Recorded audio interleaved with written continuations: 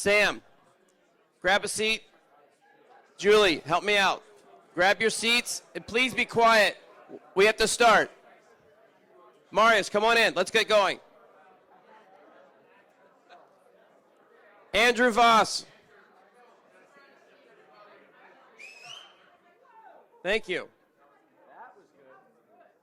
I don't have that superpower. All right.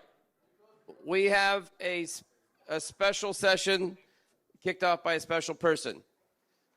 And we're trying to navigate the global investment landscapes. We have an author who's just released a book that is very topical. And he has a second book, which is even more topical, about quantum politics and the importance of small states. So through the combination, I just asked him to weigh in. He's done this for us and some of our friends, because you're going to then hear later today from Winston Ma, who has insights on China, China tech, and then some other dynamics. And we're going to try to predict the future of public and private markets and talk about those forces. We're going to talk about emerging industries. We're going to talk about the importance of optimizing how we use our philanthropic resources, because you make all this money, and these family offices, which I was a part of for 10 years, are just magical and dysfunctional. We want more magic, less dysfunction. But come on in and please, let's close those doors. We're going to get started. Hello, Angela. We're a little bit oversubscribed, but that's okay. So, Armen, I don't know if you can see me. I guess I'm looking at a picture and I'm in the front of it. We're lucky to have you in our community, and it comes through a relationship chain. We're Simon Vine, who introduced us to our mutual friend, and we're very lucky to have you. And it's a little difficult to have a fireside chat with this, but I think what would be best is if you just sort of share how you see the world, and the world is changing so fast, as you say, quantum speed. So can I just hand it over to you and just share your how you see the world today?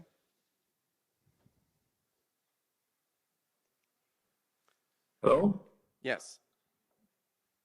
Mark, do you want me to start? Yes. First of all, thank you very much for inviting me. Do you see me? Yes. Excellent, because I don't see you. I think I see on the very sort of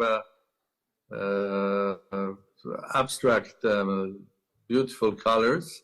Is this artificial intelligence creating a beautiful abstract painting? And on the left corner, there's a gentleman in a gray jacket and with eyeglasses, looking at his phone or something. I don't know who is that. The gentleman now. I think that's how is this? I see only you. So the remaining is blur. All right. How about now? You see me now? And maybe it's blurred because it's blur. And now I see you. Yeah. Okay. I see a background which is was sort of either abstract or it is yes. You have sort of modern art. Now it's a combination of realistic. It's still now surrealistic because it's a realistic mark and the whole world is surrealistic. So fine. Let's talk about it. I think probably your guys will take some time to fix it. But now I see it. Now I see. I see. You look like this. Well, I cannot judge about myself. I basically see beautiful ladies. I think they can judge more how do I look like. But I'll be very happy to join you guys. And I'll be very happy to share with you and to hear your opinion as well and to have a dialogue with you.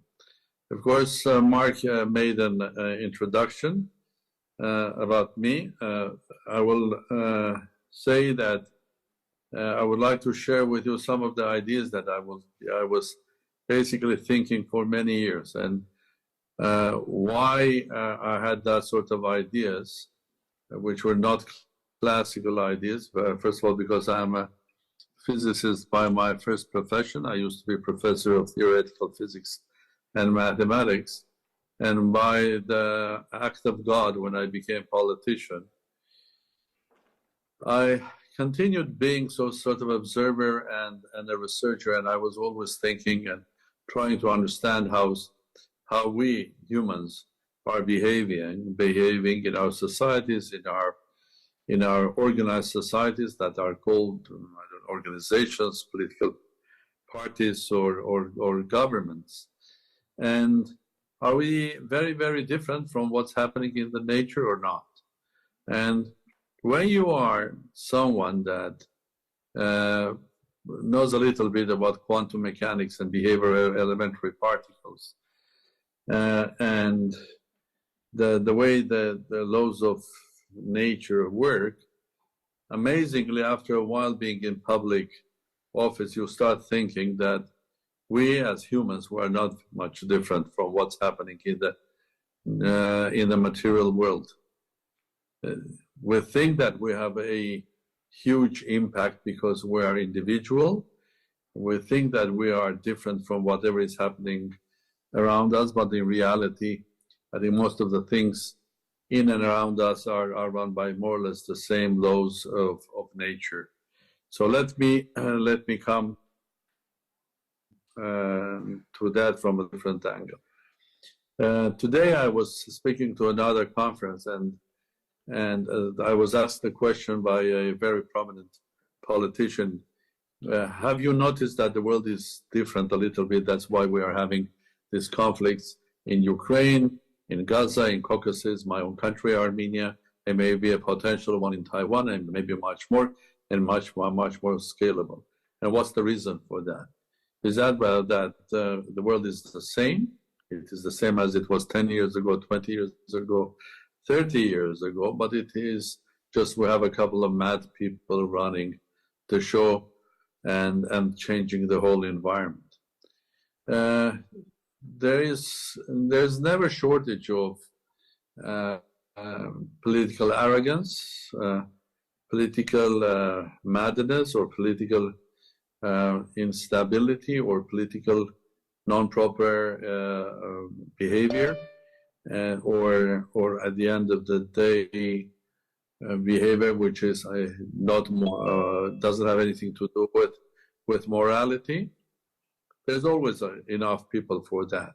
The question is, how do you control that? In many ways, the way we used to control that through, let's say, international organizations, through the values that we were basically trying to make global them, and we thought that we were succeeding. It's like in material world. At the end of the day, if you leave elementary particles altogether, the best place, the best situation that they would like to be is chaos, because chaos is the most stable situation for any material grouping of many particles. So if you take out all international organizations, if you take out morality, fear, and all those factors that were basically controlling the international relations and the world, I think you start getting chaos. We don't have chaos yet, but things happening around us are showing some of the signs of chaos, because the external magnetic field or electromagnetic field that was keeping us more or less to behave, magnetic fields like United States, that were the superpower for the last 30 years, for the only superpower in the world, it looks like a lot of particles are ignoring that superpower, ignoring the magnetic field. The international organization, which was created after the Second World War to keep law and order in the world, like United Nations, well, where's the United Nations in Ukraine? Where's the United Nations in Gaza? Where's the United Nations now to try to prevent a conflict in Taiwan, speaking to the parts?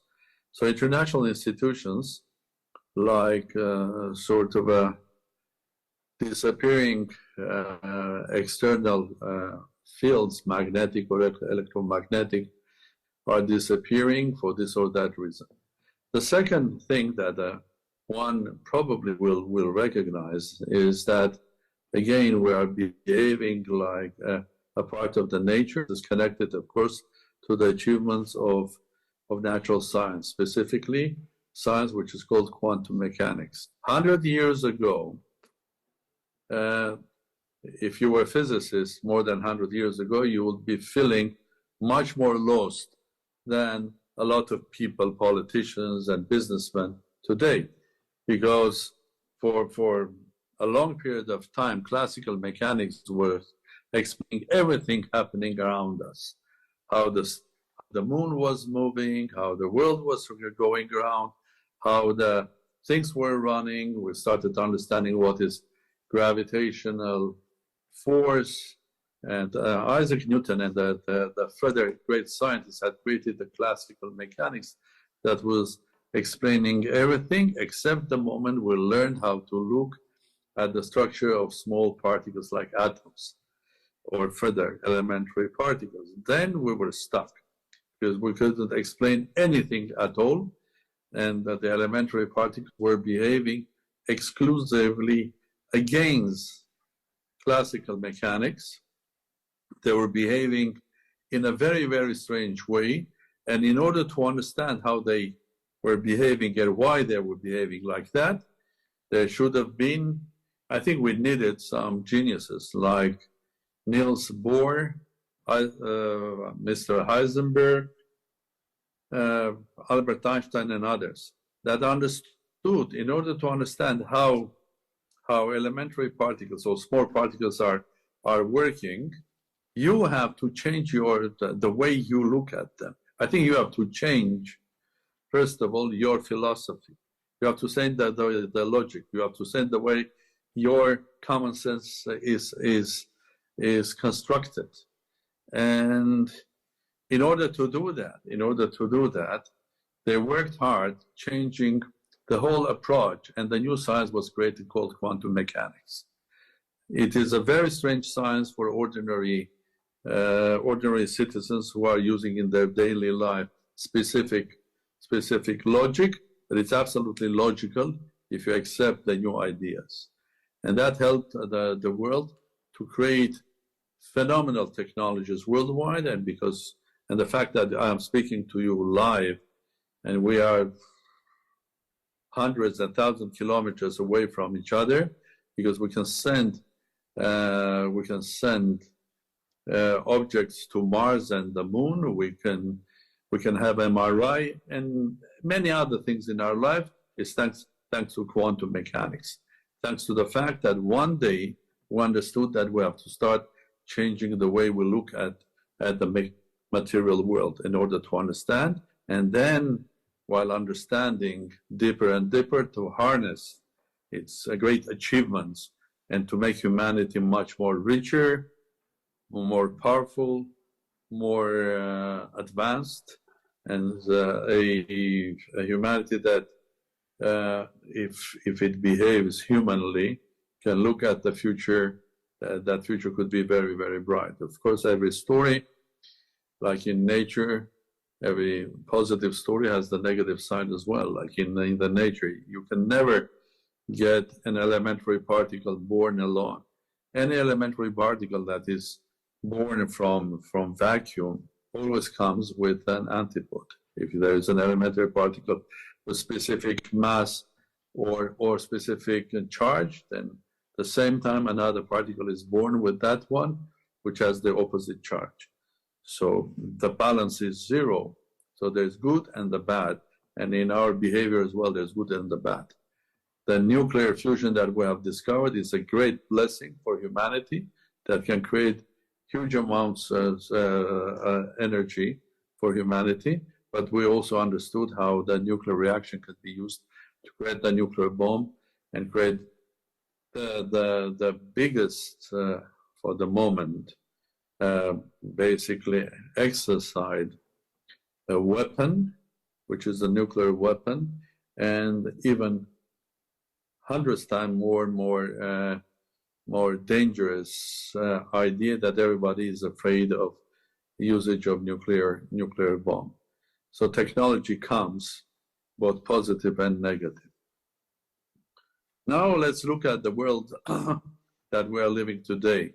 I think the classical world, especially designed after the Second World War, was this classical world, very balanced. And the biggest problem was between ideologies, initially of Soviet Union, which was communist ideology, which you can call it a super populist idea, where the ideology was basically preaching more or less the same thing as Christianity, but Christianity without God. So everybody is equal, everybody has the same rights, human individual is the most important. We all live all together, but in reality creating huge inequalities in the society. On the other side was the West, with ideas that were exercising, ideas of freedom, competitiveness, democracy, and so on and so. Eventually, that conflict was resolved, and the Berlin Wall went down, and Soviet Union collapsed, not because there was a huge pressure military on Soviet Union, but because the whole system, its fabric was basically wrong. It was not human. Our nature is always about competition. This is what you do every day. I mean, your success is connected with the fact that you have to compete all the time, find the best solutions, and to prove that you are the best. There was only one sector back in Soviet Union, where Soviet Union was all over communist, except one sector, which was science and education, which was very, very competitive. And that's why Soviet Union has created a lot of top-class scientists. That's why Soviet Union could compete with the United States. The moment Soviet Union had collapsed, there were scientists that declared that this is the end of the history. Everything is finished.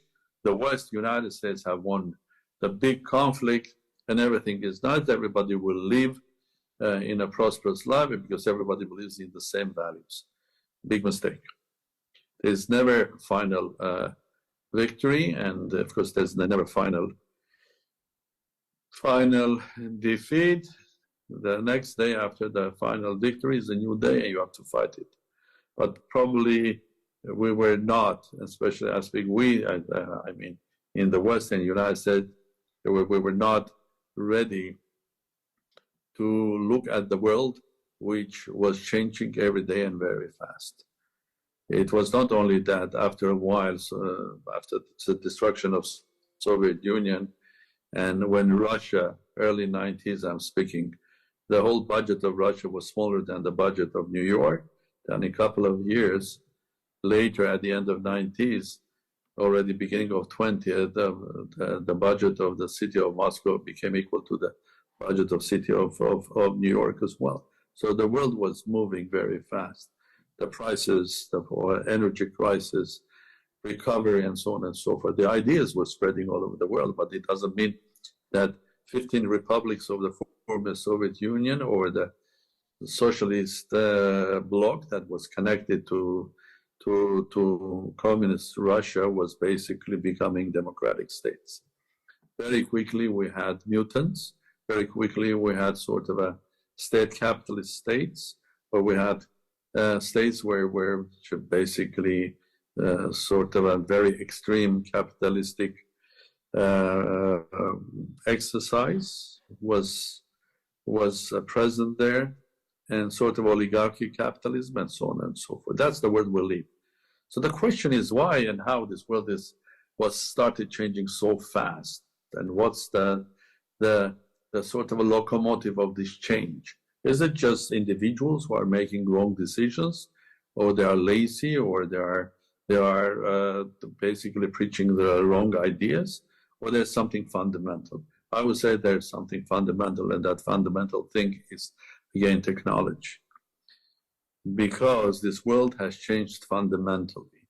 And both in the West, in the East, in the North, in the South, in order to bring this world to new equilibrium, to new stability, we have to recognize that this world is fundamentally different and becoming every day more and more different than the one that we lived 30 years ago or 40 years ago. That's why I call this new world quantum. Quantum, that first of all, it means that it's not classical, the one that we live. Quantum means that there are so many things that we don't understand yet. Quantum means that also the rise of small.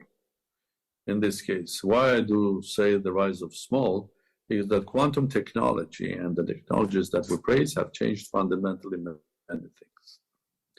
And one simple example, our fundamental beliefs about the freedom, decision-making, democracy, and how we run business, how we behave when there's a pandemic. All of that we do because there is a huge technological advancement, and there are big differences there. The only thing is that the way we run our business, maybe some of the businesses are smart, especially those are connected with technology. They are changing themselves. Are they fast enough or not? Time will judge. But one thing for clear, a lot of politicians are not. They are still classical in the new quantum world. Examples, you can bring yourselves. But the basic one, for example, the most important value of free society is democracy. And how do you exercise democracy?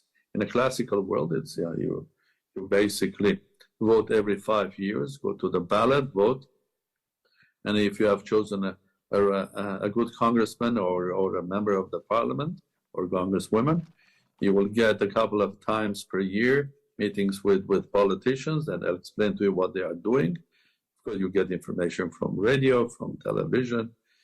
You used to get from newspapers. Now, so basically voting once in 5 years. Now, you vote through this, sorry, that's my son and grandson. You vote with this 5 times a day through Facebook. So how do you run democracy when your shareholders of democracy, which are the citizens of the state, are not voting once in 5 years, they are voting every 5 years? What is that the politician has to do? How has he or she that? And how do you exercise in the new quantum world democratic values? And how do you run the government that is responsible? Of course, another value which is very, very important, which is connected with our behavior, with freedom of expression, which is connected with an idea of truth. What is truth today? And what is right? What is wrong? What is good and bad? Everything has become, like in quantum world, it's not clearly defined. It's relative, because it's so difficult now to basically understand the difference between truth and fake. And even if you take Oxford University has come up with a new word, and a couple of years ago it became the new important word, which is called post-truth. So in the minds of a lot of politicians, truth doesn't matter. What matters is the result and action.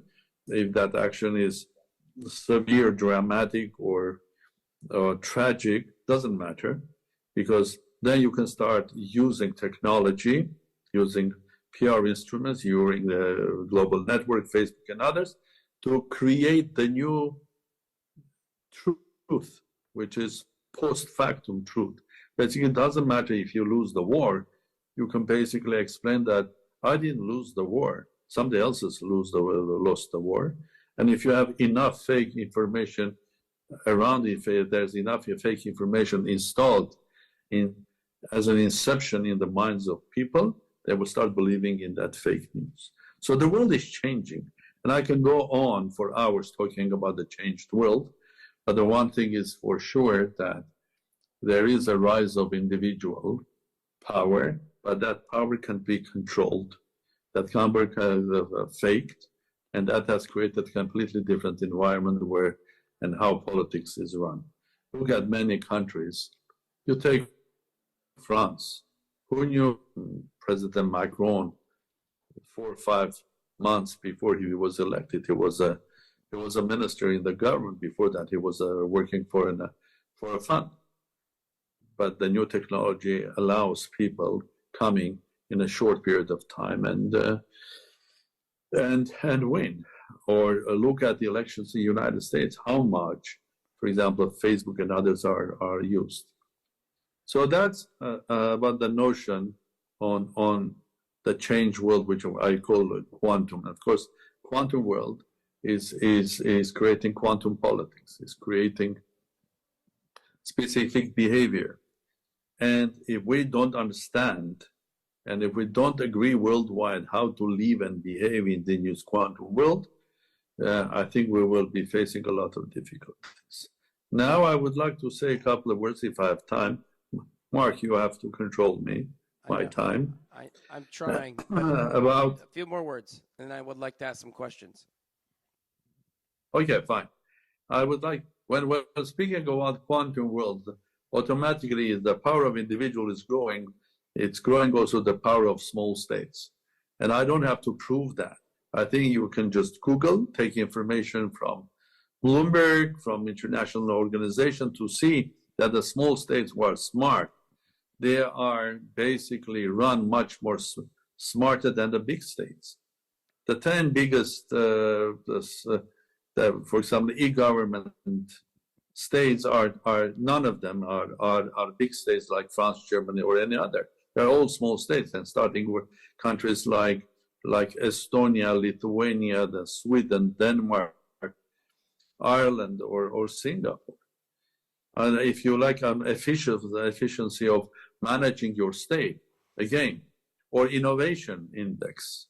Innovation index, the best 10 countries in the world, has only 2 countries that are big, which is United States and UK. All the small ones, all the others are small states, which are smart states, from Israel to Singapore, from Ireland to Switzerland, and so on and so forth. So small states. Now, if the last thing that I would like to say here is, how do you structure the future security and stability? Before the Cold War and during the Cold War and until the end of Cold War, basically, the macro stability of the world was kept because both two empires, or the huge states, super states like Soviet Union and the USA, had enough nuclear bombs to destroy each other, themselves, and another 10 planets. And that's why that was the deterrent that basically keeping more or less the world stable. Russia still has the nuclear power, but that deterrent is going elsewhere because the world is different. If I will take global politics, it's not sort of a linear. There are not only two states sort of fighting each other, but it's probably has several dimensions. One dimension is the military. The United States is still the dominant state in the world militarily. The biggest state, the most powerful. It's a single pole world on the military side. Others will try to catch up, but it will take time. The United States is the only country in the world that can deploy and execute military power worldwide. Economically, China has got close to the United States.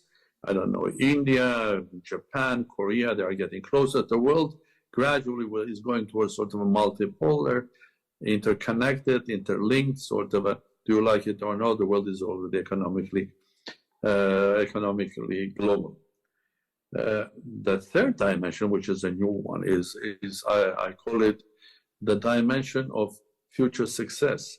How successful you are, how good you are in implementing new technologies, artificial intelligence, quantum computing, new ways of genetics or biotechnologies, and so on and so forth.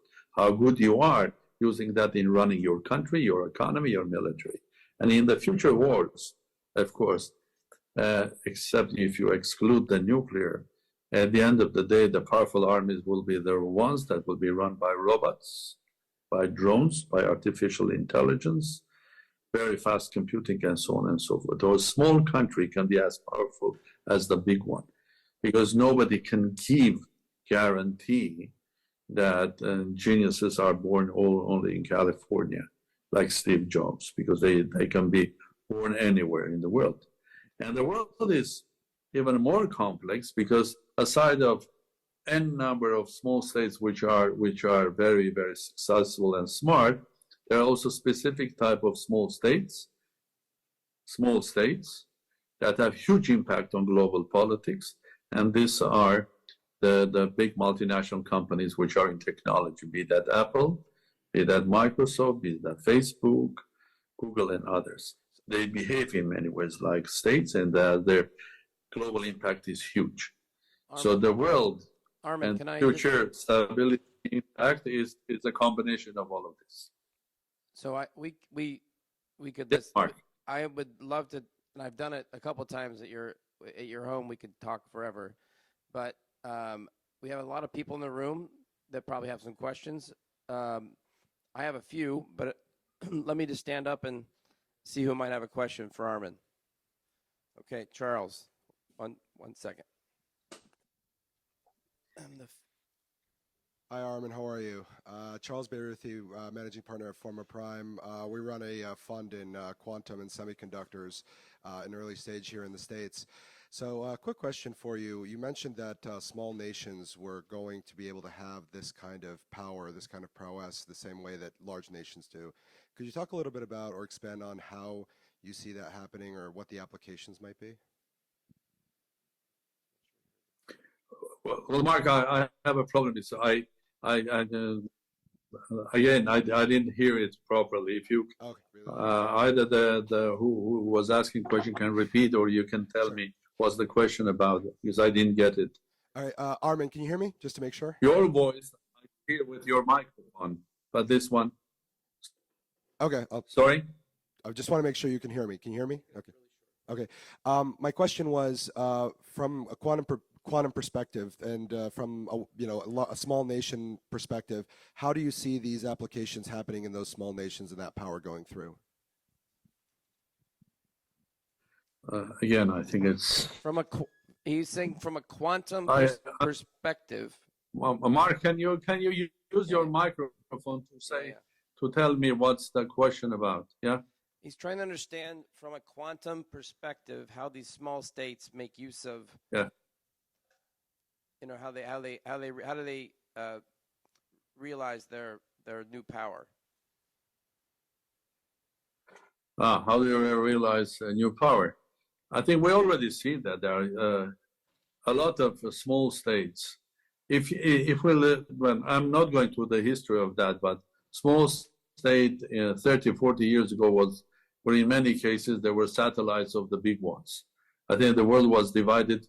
There were two superpowers, and there were smaller, medium-sized states, and there were smaller states, and smaller states basically with the satellites, be that in Africa, Latin America, or in Europe, or in Asia. There were satellites of Soviet Union, of United States. Now, each of them is getting independence, and you can see that.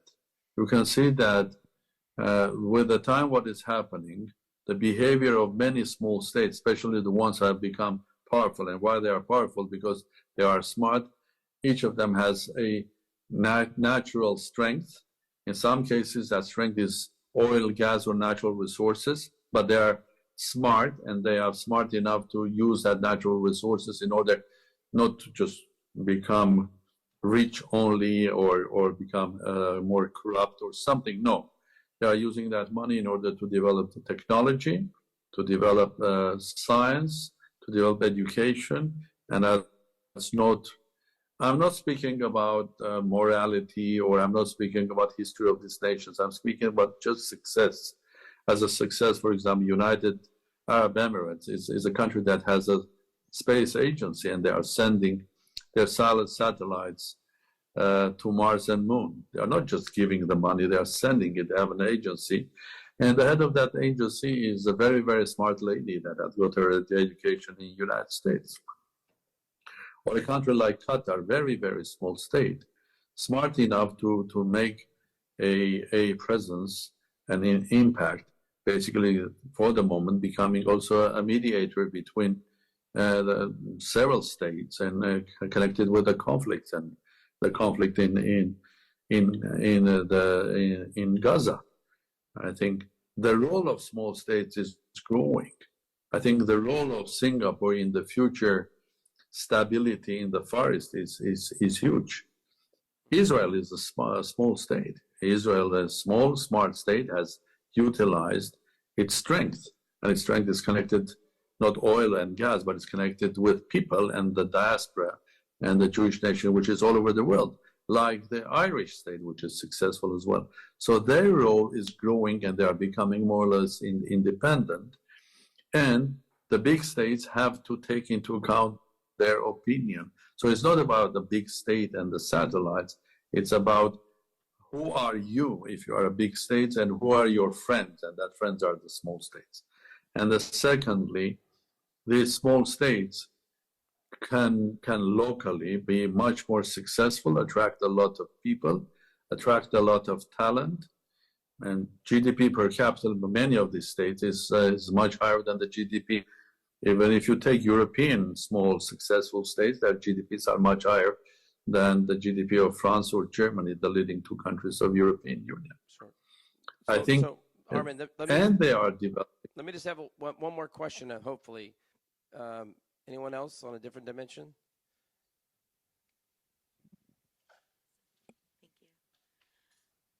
Hi, Armen. Thank you so much. I'm Marin Ryan Sarath, Next Gen and founder of Lightspace and the Peace Train. Armen, thank you so much for your wisdom on all of this. It's fascinating.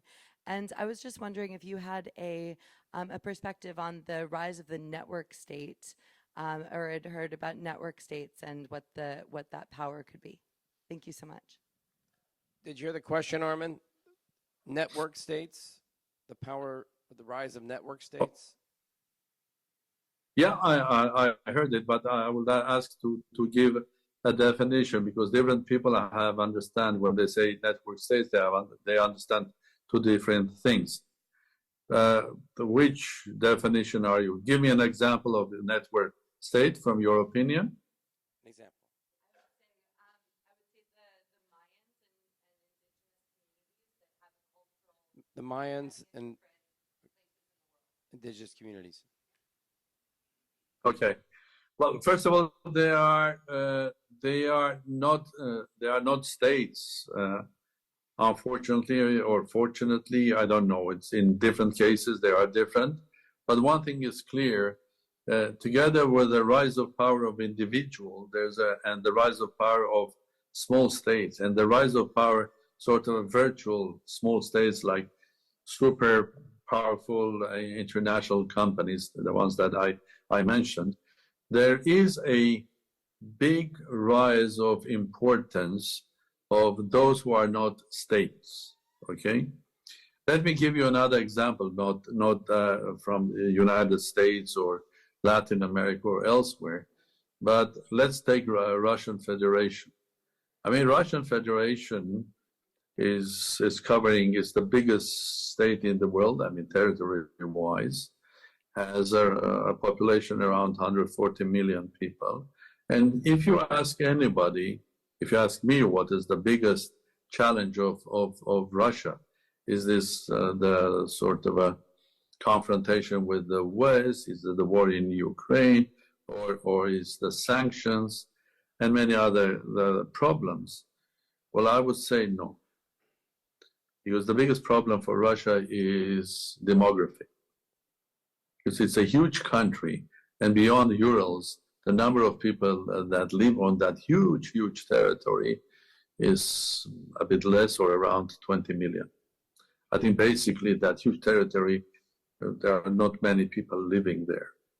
Secondly, the Russian Federation is a country that consists not only from Russians, a lot of other people.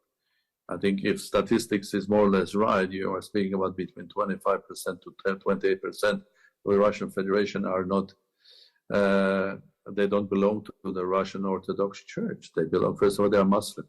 They are much more smaller nations. And with the rise of the new world, with the quantum world, when there's a lot of information, people like to go back to their roots. What is happening? You get something like in Russia, in the center of Russia, around the city of Kazan, there's a autonomous republic called Tataristan, but Tatars. They go back to the time of Golden Horde and the Tatars and Mongols and so on and so forth. That is becoming more and more important and more visible. The same in Caucasus, like Chechnya. Everybody knows about Chechens. It's a very small nation at the end of the day, but now very, very strong, expressing their national difference with a lot of others, including the Russians. So in the new world, one has to basically take into account not only the rising power of small states, they can match the big ones or the middle ones, but also the power of corporate states and also the rise of those are national institutions, or you call them network states, but they are not states, but they will have huge impact on. So that's one of the things that we have to rethink how to do that. As a first step to go forward, I have a suggestion that I've spoken about that already a lot, that we cannot ignore small states in the new world. We cannot ignore Israel. We cannot ignore Qatar, Abu Dhabi. We cannot ignore Luxembourg with huge amount of financial power. We cannot ignore Denmark, Ireland, Switzerland, Singapore, Botswana, and so on and so forth. That's why. But if you're a small state, where are you represented? The international organization, United Nations, at the end of the day, is run by the Security Council, where there's a dominance of big states. So if you take other organizations, Armen, G20, G7, Armen, I'm lobbying to have S20. The F20. What is the F20? Hello, Mark. What you said, the F20 or the S20? S20, small 20. The top small successful states coming together, creating initially a club and then an organization that will represent small states in front of G20, G7 at the United Nations, and so on and so forth.